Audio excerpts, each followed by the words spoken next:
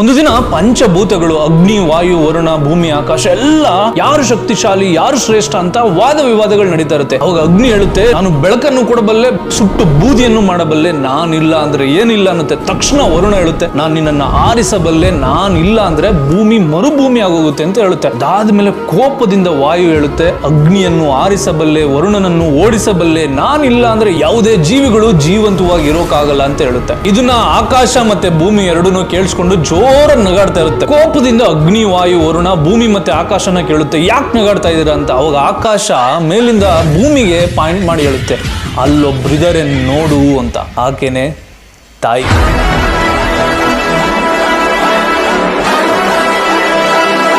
So the moral of the story is, ಈ ಪ್ರಪಂಚದಲ್ಲಿ ತಾಯಿಗಿಂತ ಶಕ್ತಿಶಾಲಿ ಯಾರೂ ಇಲ್ಲ. ಯಾಕೆ ಅಂತ ಹೇಳ್ತೀರಾ? ಆಕೆಗಿನ್ನ ತ್ಯಾಗ ಮಾಡೋರು ಯಾರಾದ್ರೂ ಇದ್ರೆ ಹೇಳಿ, ಆಕೆಗಿನ್ನ ಪ್ರೀತಿ ಮಾಡೋರು ಯಾರಾದ್ರೂ ಈ ಪ್ರಪಂಚದಲ್ಲಿದ್ರೆ ಹೇಳಿ.